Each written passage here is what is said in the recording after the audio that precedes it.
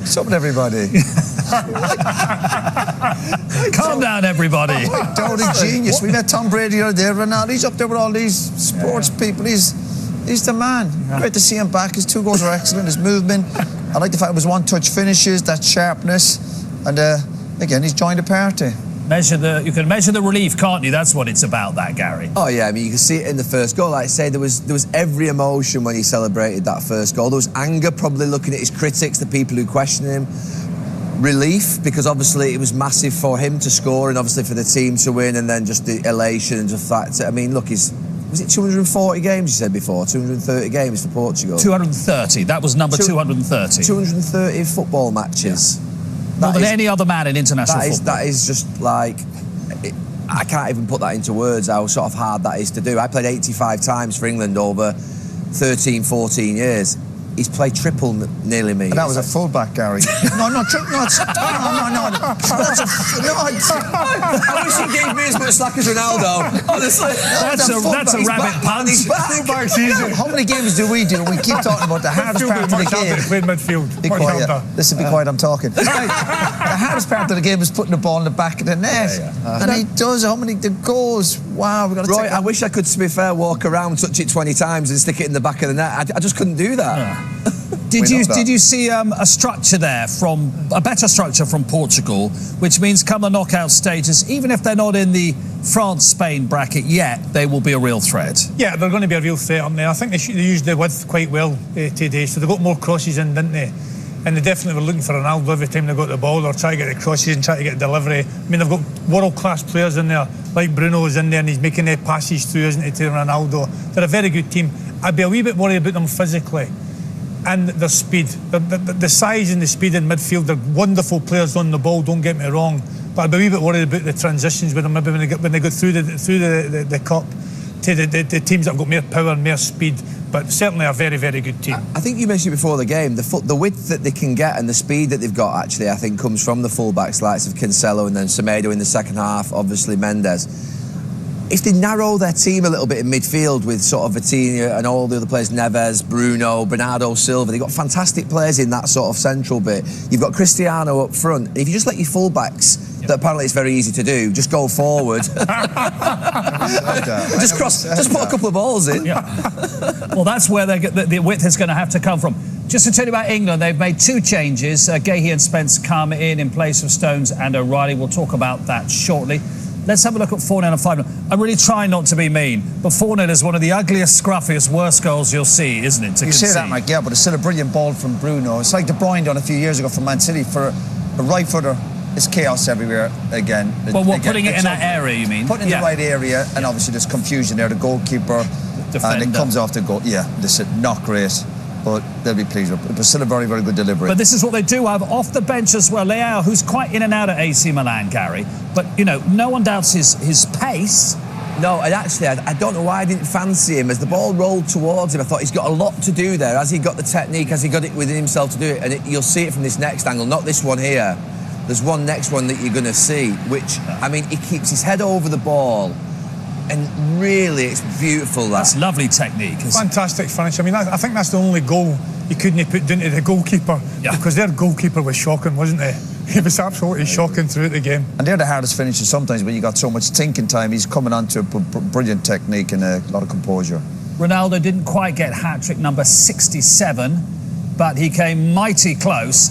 And actually, this first one here, we're all very relieved he hasn't hurt himself, because he had to be really brave, Gary, as he waits for it to drop and then gets clouted by the keeper. Yeah, it was like, honestly, you just thought, oh, it's a collision course. You could see it coming from a mile away. And look, his desperation to score meant that he went for it, and you thought he was going to get hurt. That one's one of them ones at the near post where it's difficult for him to wrap his left foot around it. What you have to admire with Ronaldo, on top of everything else, how brilliant he is.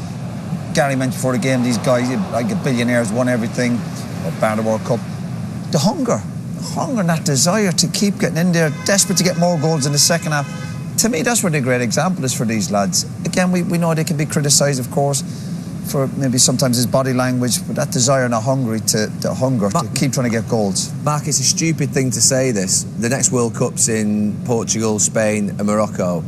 I would not put it past him to think that he's going to be there in 4 years. It's ridiculous to say it, I know. No, Roberto Martinez has said he thinks he will be. I thought Ronaldo had said he won't be, but as you say, because of where it is, he could change his mind. Yeah, he'd probably be there, all right, but you mean watching?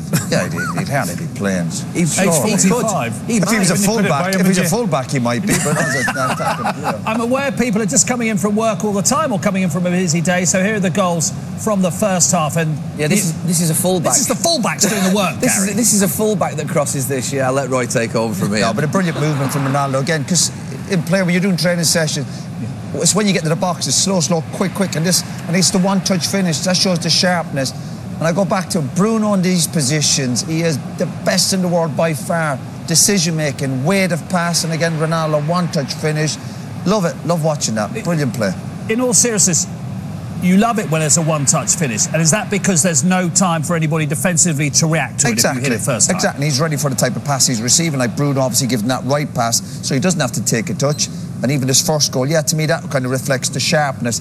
And the highest level is about one touch. You're not going to get 2-3 touches in the box. It's just not on. You feel as a striker, Duncan, if you could take it first time, you are much more likely. Yeah, I think so, yeah, because it's a time, isn't it? You don't get a lot of time in that box, do you? So I think if you touch, people are closing you down.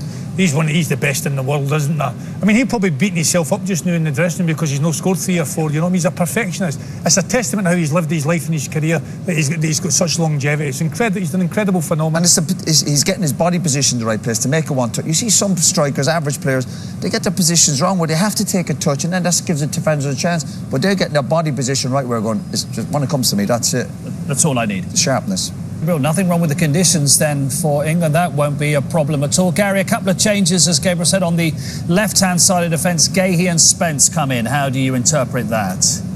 I think 2 reasons. One, the opponents that they've got today, Semenyo down that right-hand side, and the athleticism of, I think, Ghana means that, you know, John Stones probably see that first goal the other night where he's just obviously getting on a little bit. He's not played a lot of football and he's experienced, but he's also just an 18-year-old in 2004.